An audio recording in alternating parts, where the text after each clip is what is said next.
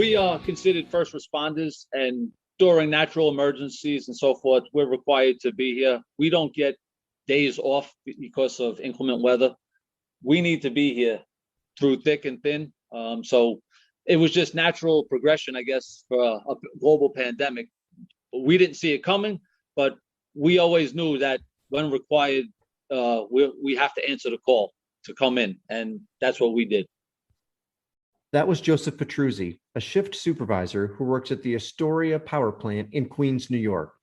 Astoria is owned by a competitive power generation company, Eastern Generation, and brings 959 megawatts of electricity to the Big Apple. You'll hear more from him and what it was like to be sequestered at a power plant for weeks in the early days of the COVID-19 pandemic, away from home, family, and friends. For some energy workers, that's what it took to keep our country running while everything else was shut down. This is Energy Solutions, a new podcast from the Electric Power Supply Association. Listen in as we unpack the stories and trends behind America's changing electric grid. I'm your host, Todd Snitchler, EPSA's president and CEO. We always say reliable electricity is essential and at the heart of our economy, but it was just about 1 year ago that we gained new appreciation for that fact. The COVID-19 pandemic sent the globe and the United States into lockdown as we grappled with how to control the virus's spread. Today, we're looking back at how we kept the lights on, how we watched in real time as a transformed world transitioned the way we consume electricity, and what it all means going forward. EPSA represents competitive power suppliers, companies that build, operate, and invest in power generation resources. As the pandemic spread and public safety measures were implemented, EPSA members responded quickly to keep plants and operations running, working closely with all sectors of the industry and public officials.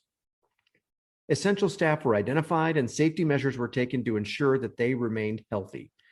As a result of the industry's preparation, response, and collaboration, Americans stayed connected to electricity, even as they hunkered down.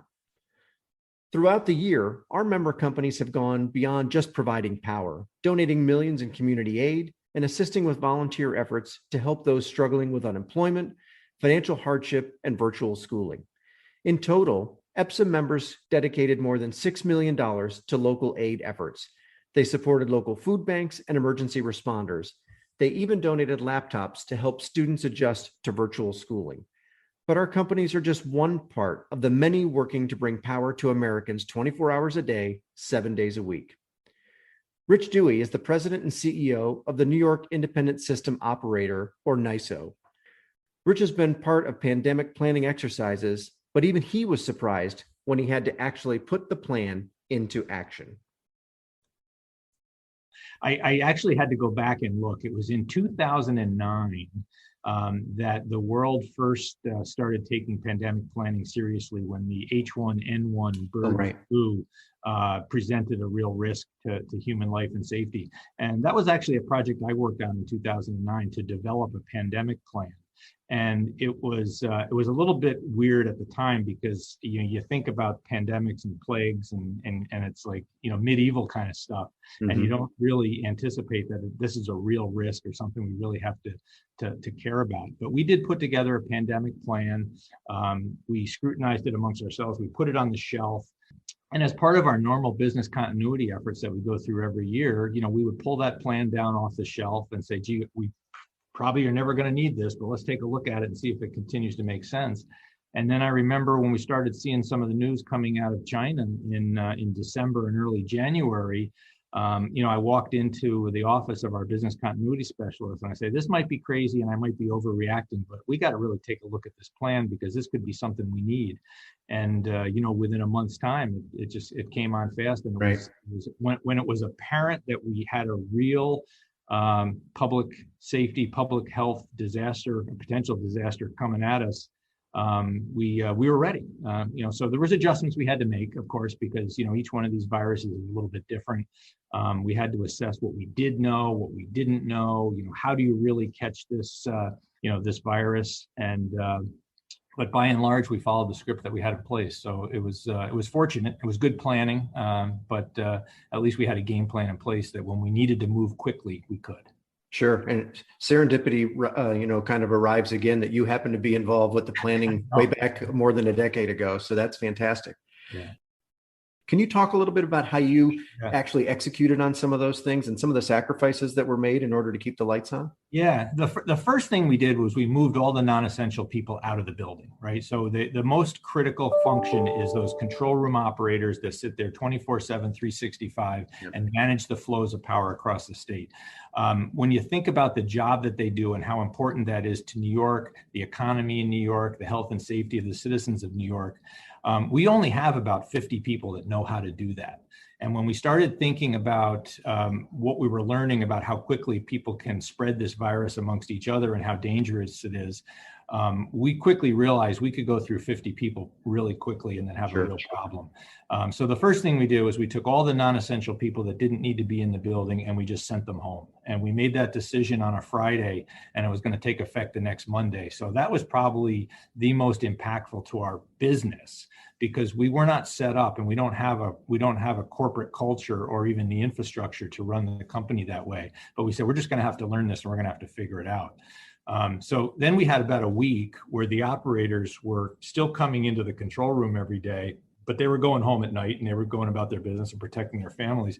And then we realized that, we saw the numbers going up in New York City. You saw the news reports, everybody Yep. did. And we realized we don't know how much time we have before we have to protect these individuals so that we can do the job that we need to do. So we had about a week and we rushed out. We procured a whole bunch of trailers. We established secure zones around the control room itself to make sure that people didn't interact with the operators that were doing those critical functions. We got some cooking staffs because we didn't know if you could get this virus through food that you would get from a restaurant. So we said, since we don't know, we've got to be really careful here. So we got food services individuals that we got it. They agreed to fulfill this role for us. And then we sat down with the operations team and we said, guys, if it ever comes to this, we need volunteers. Who's willing to do it? And, I was just so impressed with our team. Every hand went up, literally every hand went up. So we had more volunteers than we needed. And they think about the fear and everything that was going on in society. They were willing to separate themselves from their families, leave their families at home. They had kids, they had spouses, and move on site and live in these trailers just to make sure that they could insulate themselves and protect themselves from catching this virus and giving it to each other. We did a couple of things. We brought medical personnel on board. So we were constantly, every single day, talking to each individual, assessing not only their physical health, but their mental health. So we brought some mental health professionals on board just to give them an opportunity to talk to them. And as importantly, we made those services available to their families. So you recognize you have an operator that's moving on site, their spouse and their children are now dealing with these issues at home. That's right. and battling some of the same concerns that you might have. So we made these services available to the families as well, and the operators had to know that the comfort that we were taking care of their families and thinking of them and giving them that outlet. So that was an important piece of that as well. What did you learn? And now that we're a year into this, as you look at your old, I'll call it your old pandemic plan, and then how you're looking at maybe what changes and updates might need to be made as you look at where we go from here forward. Yeah, sure. So some of the things we learned is the importance of physical spacing within the rotations themselves, right? So if we have an operator, it's crew. So the crews are 7 people. And those men and women all work together and they sit in the same room. It's a very, very large room. But a lot of the communication they need to have between their various positions is important to have. To the extent that we can separate them physically in a bigger space and put some shielding up between them, that kind of thing, right. Recognizing that that even though they're all following the same sort of protocols, it's vitally important that they maintain their space even within the job. So at least as far as this virus and the way it transmits, that's an important piece of that. some of the things as I look forward down the road, if we ever encounter a mutation or a strain of this virus or another virus, I think we probably need to think about, is there a way that we can do these same jobs and maybe not be in the same room, right? So that's a learning that as we go forward, and once we get on the other side of this, that's something we probably got to think about just to put a fine point on the overall pandemic plan. Sure. I'm going to ask you what I think could be the hardest question, but what's the one thing that you're most proud of about your team and about how things worked over the last year as we worked through this whole thing together? I'm most proud of the sacrifice that the operators made. I mean, every one of these individuals, had a family at home, have a home life, it was almost no gap between when we solicited volunteers and they all raised their hand. So, I think it's everybody recognizes the job that we do, how important it is to everybody, how important it is to New York. And, and I was just so impressed with the level of sacrifice that each one of those did. Also, the actual, we continue to follow these practices. So we've made the decision it wasn't necessary to sequester anymore, but the risks are still very real. Mm-hmm. So in the several months that we've had since we ended the sequestration, these operators, these men and women, they go home every single night, but they still have to, stay out of crowded spaces. They still have to maintain good protocols. So they're paying attention to everything they need to do, not only when they're on the job, but when they're home as well. COVID also impacted how Americans used electricity, changing the way NYSO plans for when and where power is needed. Yeah, certainly the reduction in demand was remarkable, right? The whole economy just shut down. New York City was impacted in a much greater extent than the other parts of the state. But we were looking at 10 to 12% demand reductions, and even higher at certain times in New York City. So not only was it overall where we're using less power, but you also saw the shift as every company started working from home. You started to see sort of the residential load pockets, used power more, even though a lot of the commercial and industrial load pockets went down. So it was a shifting in terms of what you saw.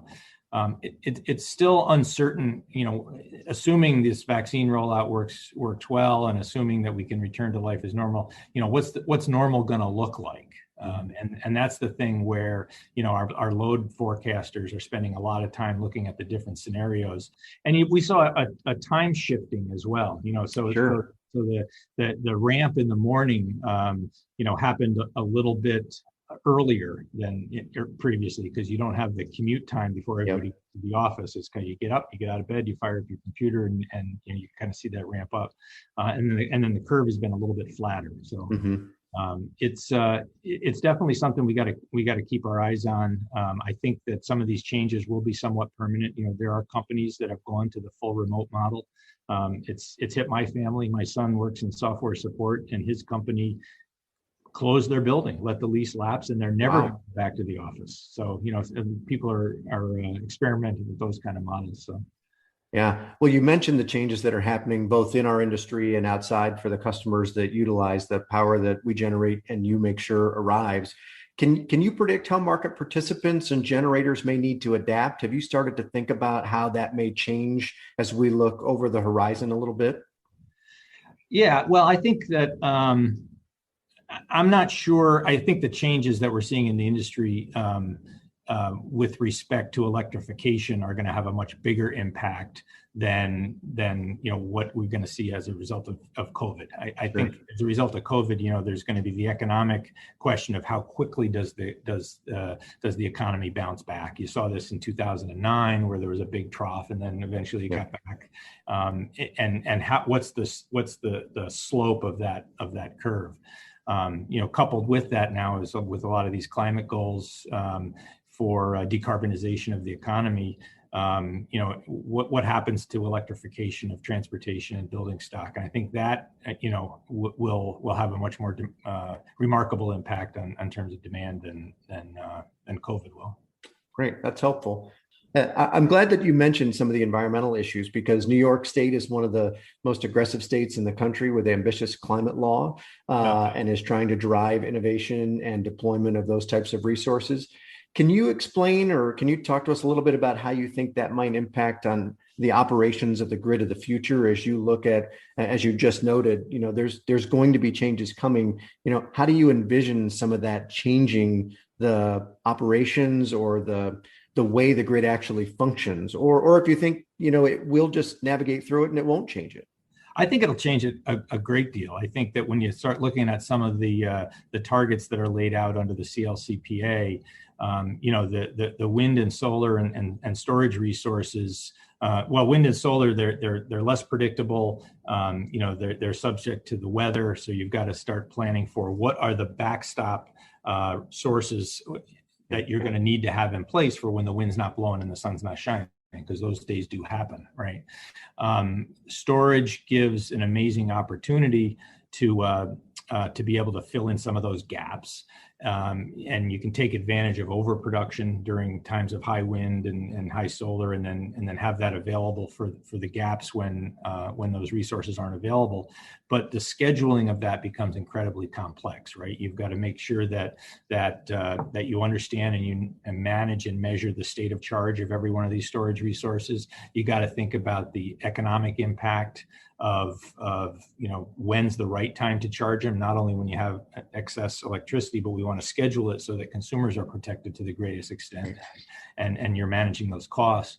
So it's just a whole dimension of grid operation that's more complicated than we have today. So we're going to need to have tools to make sure that we can do that. We're going to need to have market rules so that suppliers and quite honestly consumers understand and make smart decisions so that we can do this as economically as possible.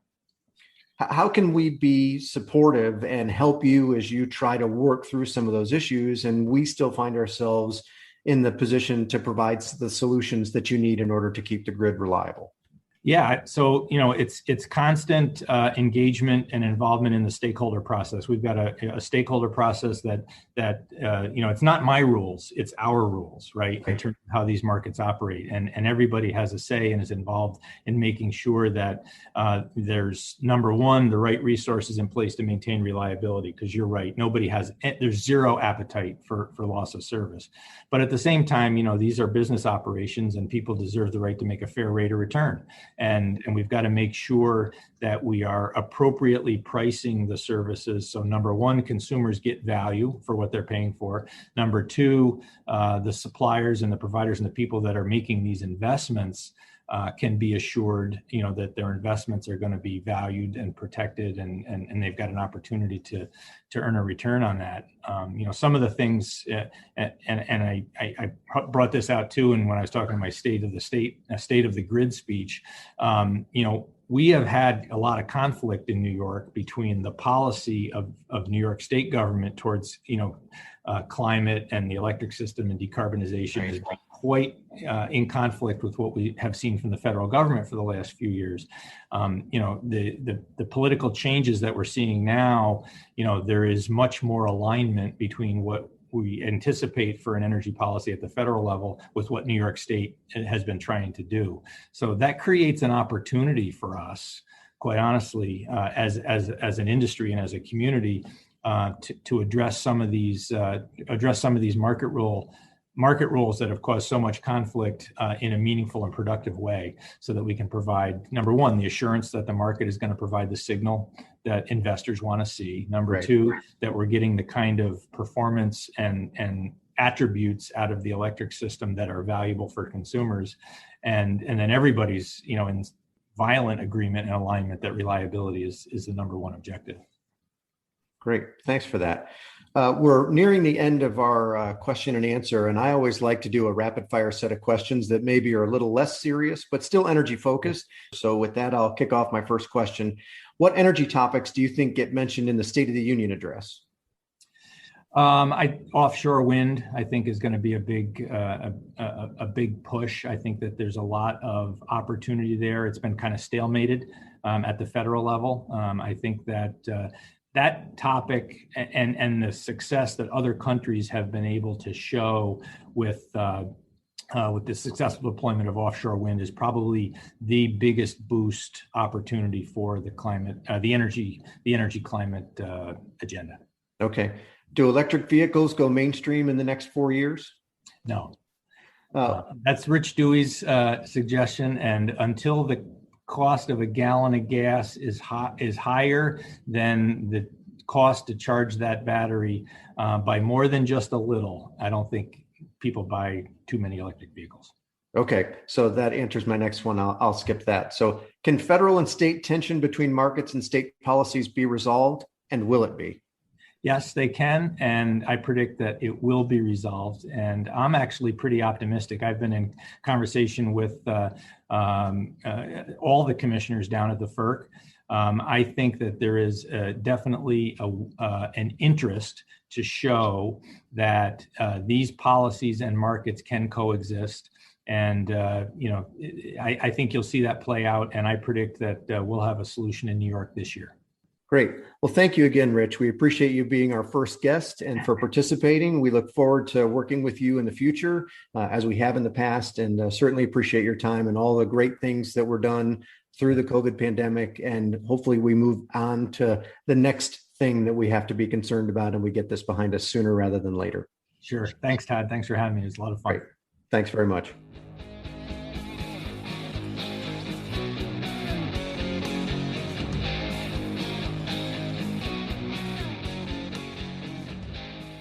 Grid operators and control room staff played a key role in keeping power flowing. But what about the workers that operate the power plants themselves? Let's go back to Joe Petruzzi at Eastern Generation's Astoria plant. During the pandemic, a lot changed. Right off the bat, there was a lot of logistics that needed to happen.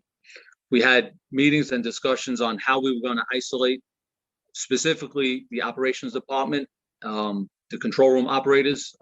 We have a limited supply of control room operators, and everyone's concern here was ensuring that they were safe and able to come to work to do the job, because without them, we can't generate electricity. Right.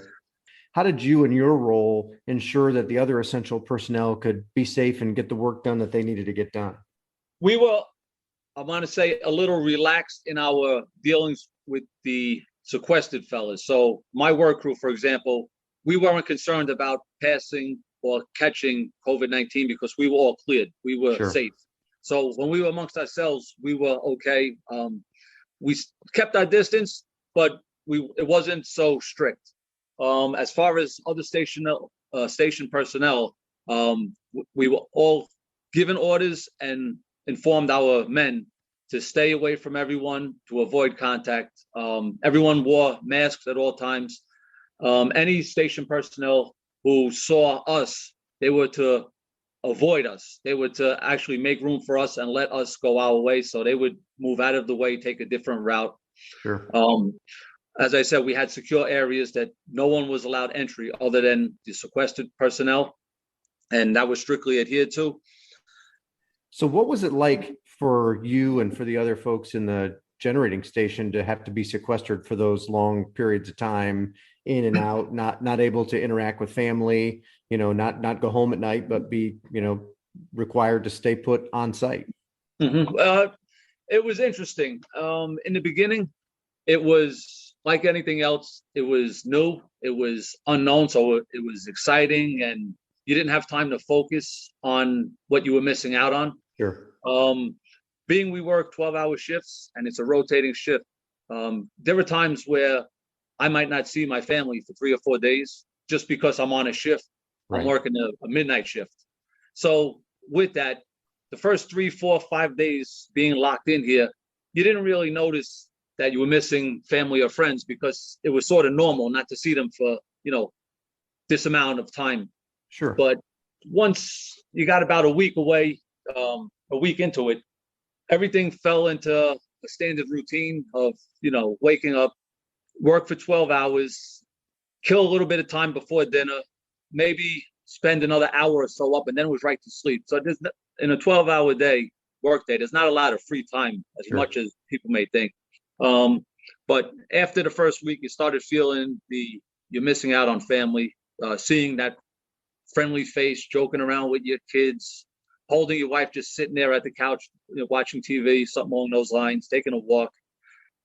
As it progressed, everyone spoke to their family every day, probably numerous times a day, but it's not the same, not physically being there with them. Sure. By the end of our third week, I will tell you, we couldn't wait to get out of here. There was such an excitement buildup to finally that we served our time. Sure. And, we did our part to help out. And now we finally get to go be with our loved ones again.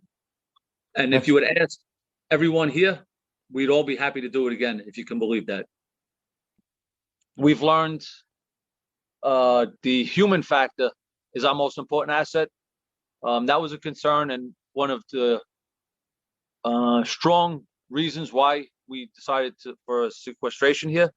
The control room board operators, we couldn't allow them to become sick and not be able to come to work, because without them, we couldn't generate. We would not be able to function. Sure.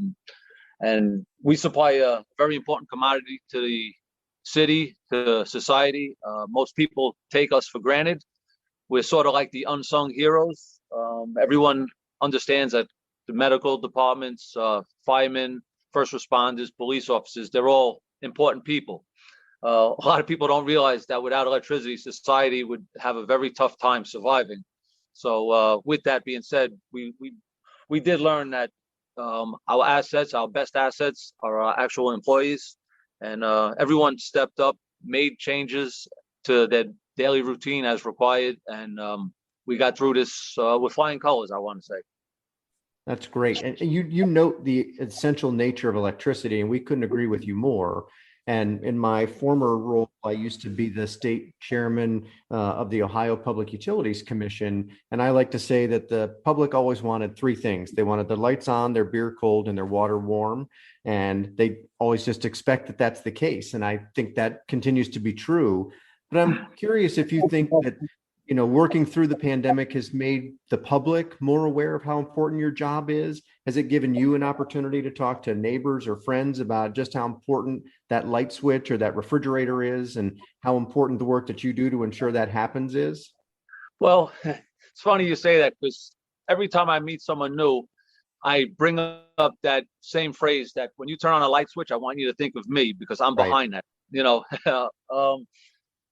I hope that everyone outside of the power industry has garnered some respect for what we do here and realized that it is a vital asset to surviving and living as comfortably as we do.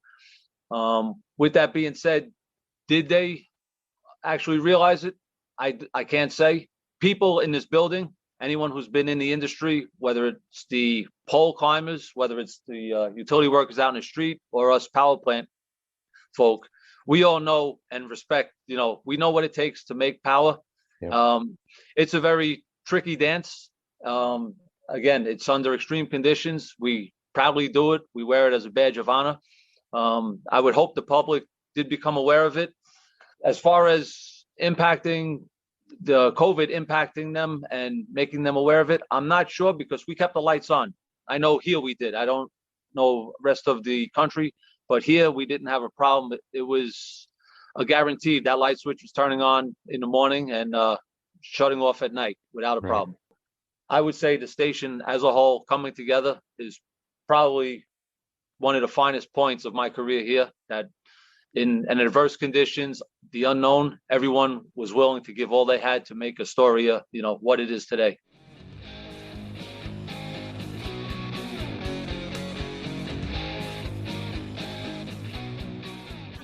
The COVID-19 pandemic has been one of the greatest challenges our country and the world has faced. Yet, thanks to planning, cooperation, and a lot of sacrifice from dedicated energy workers, Americans were able to enjoy uninterrupted power even during COVID's most uncertain, frightening, and lonely moments. While we don't know when and what our next test of our electric grid will be, we do know that we are doing all we can to support a reliable grid, and that's our number one priority. Thanks for listening to Energy Solutions. You can find more information about EPSA, competitive power generators, and the New York ISO at our website, www.epsa.org. If you liked the episode, please share it on social media or with your coworkers, friends, and family. You can also connect with us on Twitter @EPSA News and on LinkedIn. And leave a rating or comment whenever you listen to our podcasts.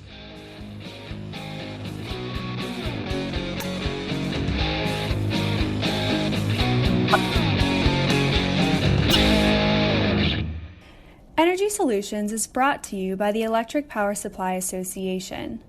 EPSA represents America's competitive power suppliers, which bring about 150,000 megawatts of power generation resources to customers throughout the United States. Discover the power of competition at www.epsa.org.